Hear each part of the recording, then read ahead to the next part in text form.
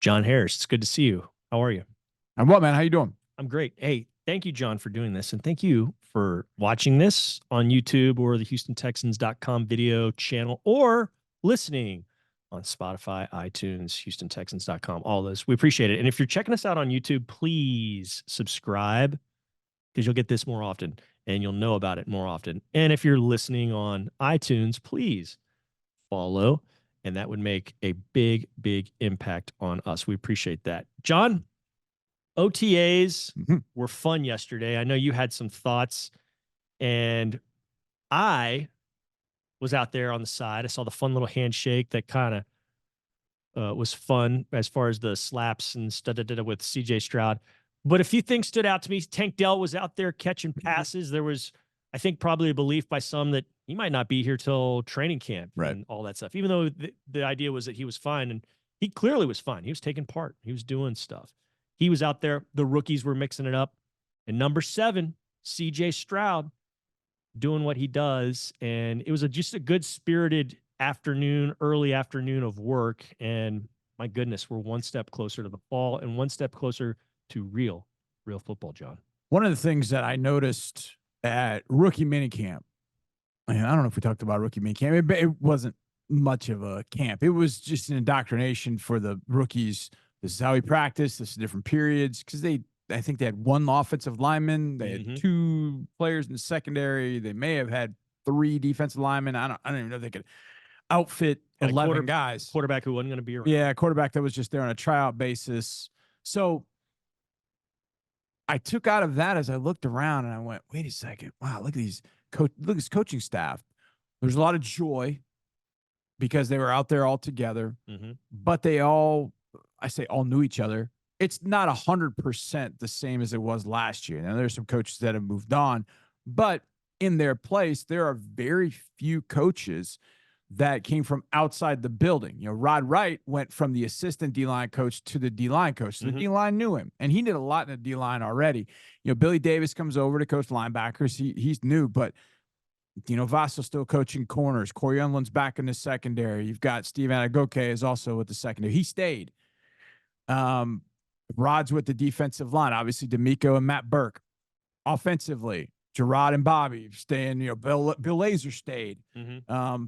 A lot of continuity, and I could tell the way that practices were flowing and the way it was going, that you could just tell that continuity mattered. It was really cool. And so I saw that again, not only with the coaching staff in particular, but with the players too. There's continuity there. These guys have been together. They know the drills that they're supposed to be doing. They know how they're supposed to look. They know what they're supposed to do.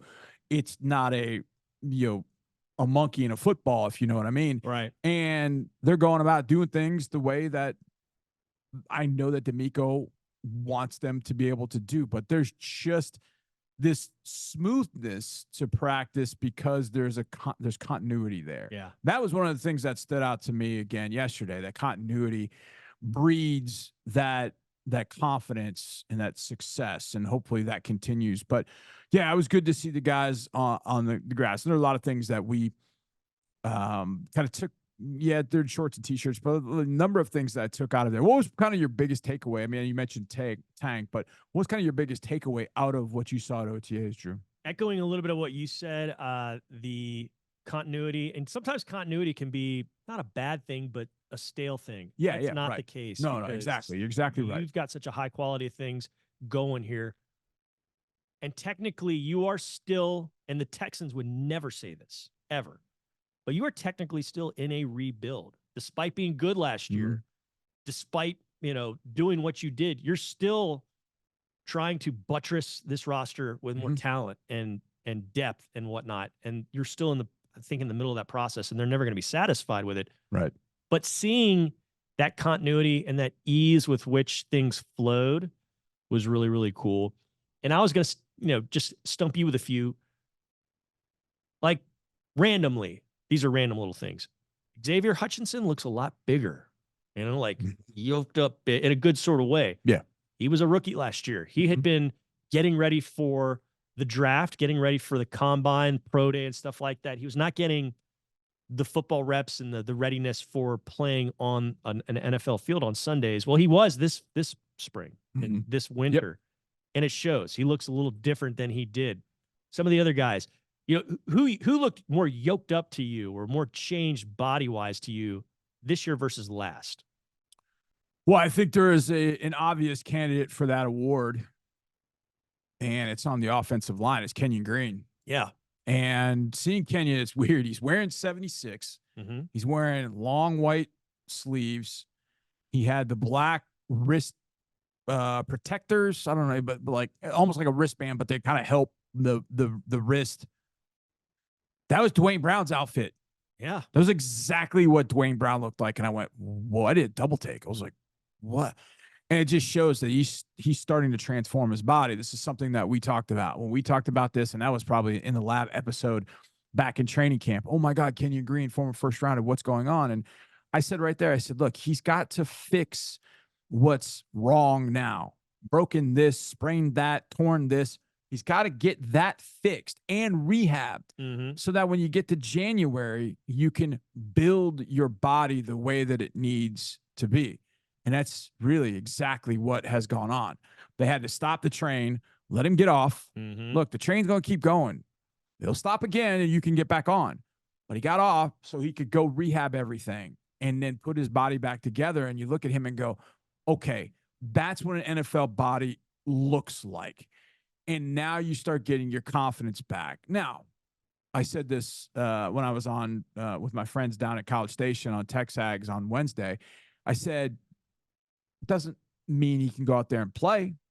Just because a guy got all chiseled up doesn't mean he's going to go out there and be an all-pro. But it's encouraging. Because it's him, it is encouraging. And the fact that that's what we, been asking for. Because we know he can play. If you've watched him, you know he can play. And even if you watched him with the Texans, early as a rookie, he had success. Yeah. But he got hurt against the Raiders. And when he tried to play through it, that's when the issue started. He can play.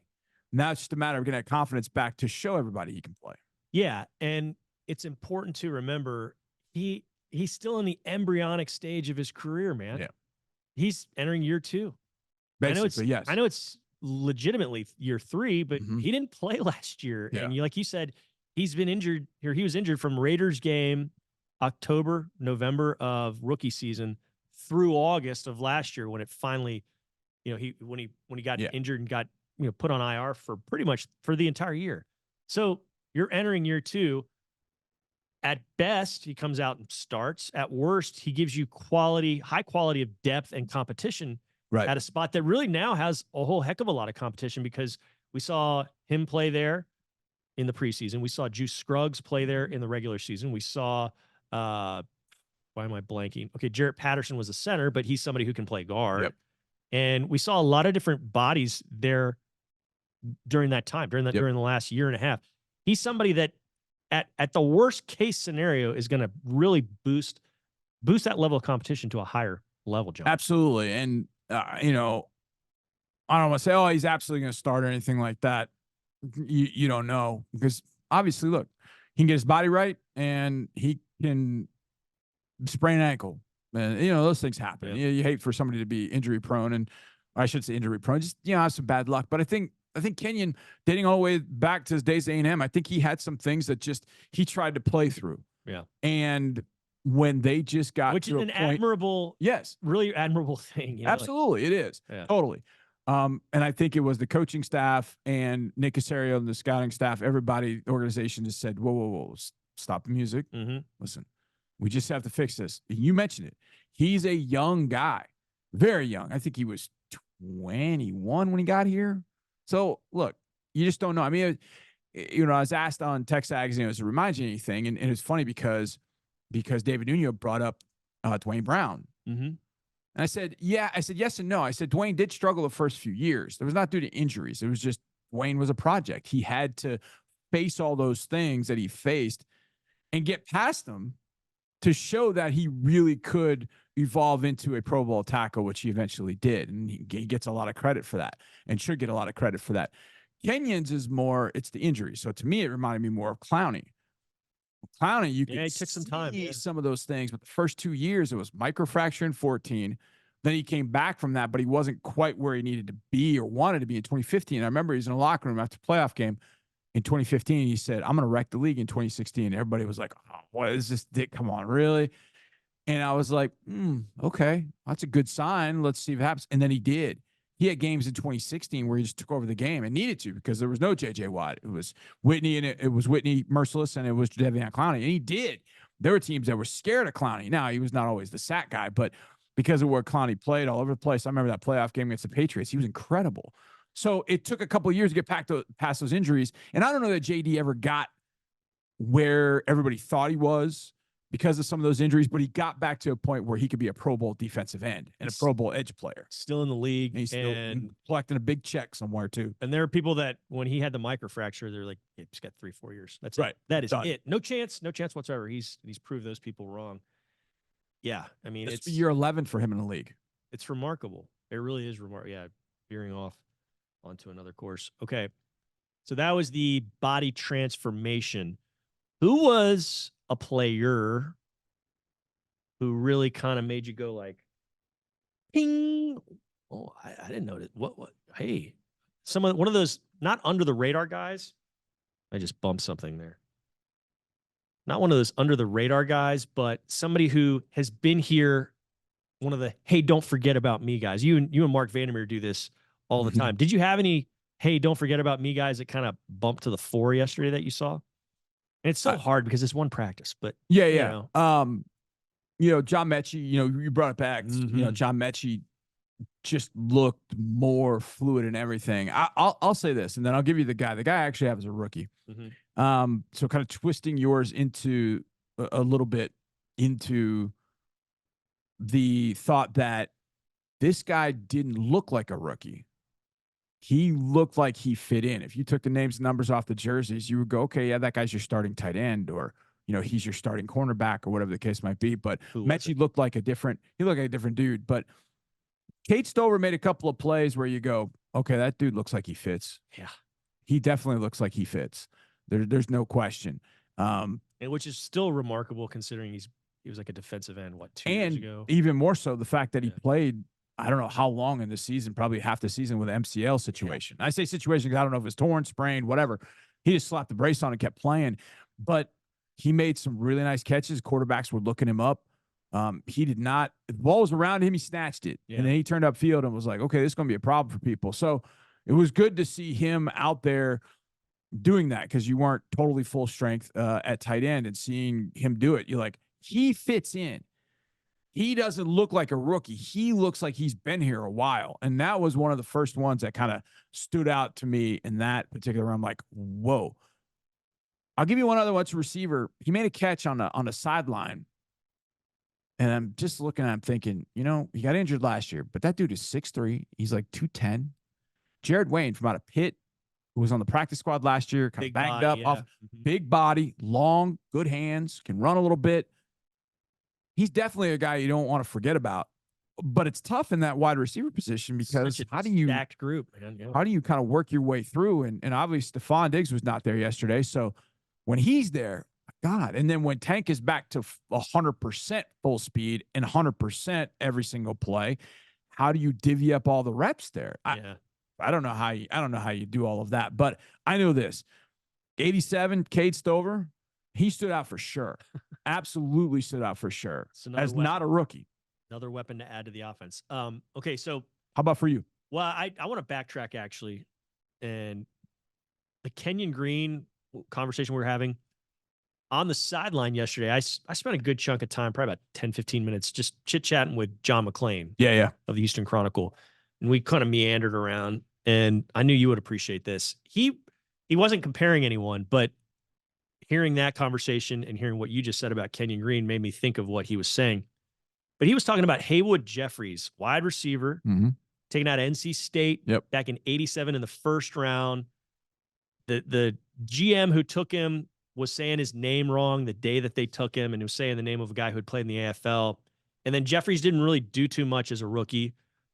Didn't do too much, or he was injured, or both, one or the other, in '88 in his second year. And so everyone was calling him a bust. And then the guy unleashed in '89 and was a Pro Bowl caliber receiver for the next, 6-7 years. He was a fantastic Oiler, a great, great player.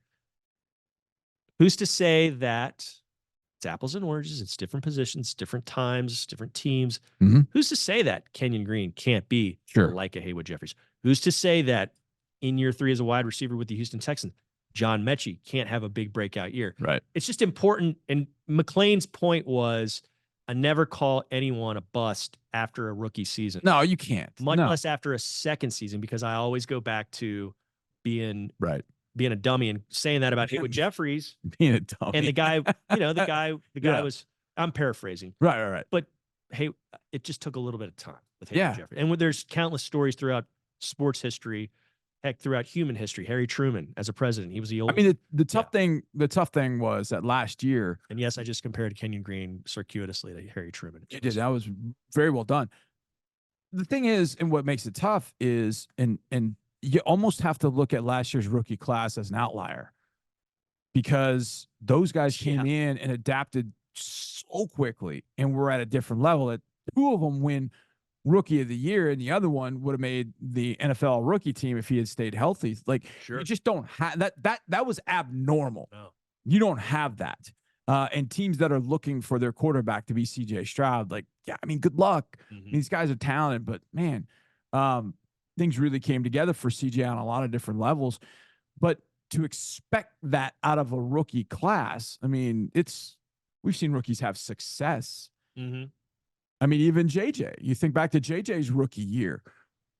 How'd you feel about JJ after the 2011 season? You felt like, okay, there's something there. But did you see 20 sacks coming in NFL Defensive Player of the Year in 2012? I don't even know I don't know if people are being honest would have said that. I think we all thought this guy's a really good player. He's going to be a really good player. Well, think of it this way. November 30th of 2011, if you say, hey, JJ Watt's season's over right now, how would you grade it out? You'd probably say he's a fine player. He's clearly, he's got something, he can play. Right. That's what you would say. Yeah. Well, then you see what he did in December. Right. And wow, he's really going to be somebody that we can count on. And he could be a Pro Bowler down the line. And then we get into January, and those 2 playoff games that he played in January were the stuff of legend. Not just the pick 6 game, but the next week he said the best game he ever played. And this was in like 2018 when I did something with him, an interview. He said that game, the loss at the Ravens, is the best game he ever was a part of. And that's one of his best performances. Yeah. So coming off the totality of 2011 and the playoffs, oh man, he's going to be pretty good. But you could never, ever, like you're saying, predict how he was going to be a comet, in 12. And go to 15. Completely holy cow level. Yeah. Elite. So Hall of Fame. It's tough. So the point with that, and to McLean's point is, give some guys time. And look, over time, I've heard a lot about Jalen Petrie too.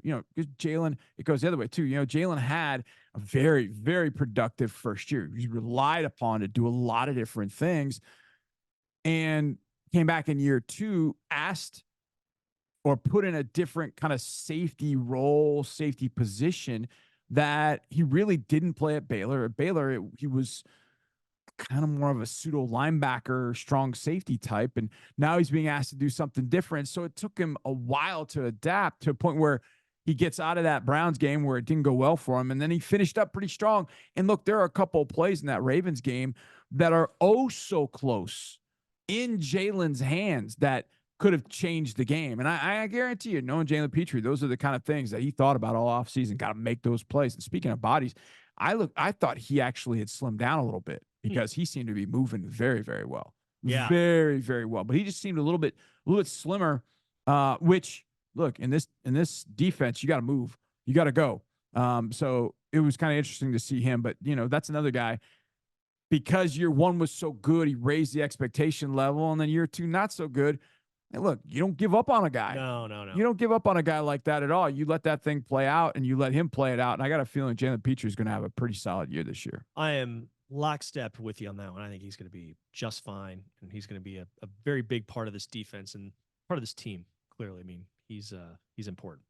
John, you're important as well, and I appreciate you. You're hugely important, Drew. I appreciate you entertaining my Harry Truman, Haywood Jeffries ideas. That's what you get here on In the Lab. We'll get kind of weird and go out there, and that's part of the fun of this. And Yep. we appreciate you checking us out. Dave Howard, shout you out again for being a long time, full time.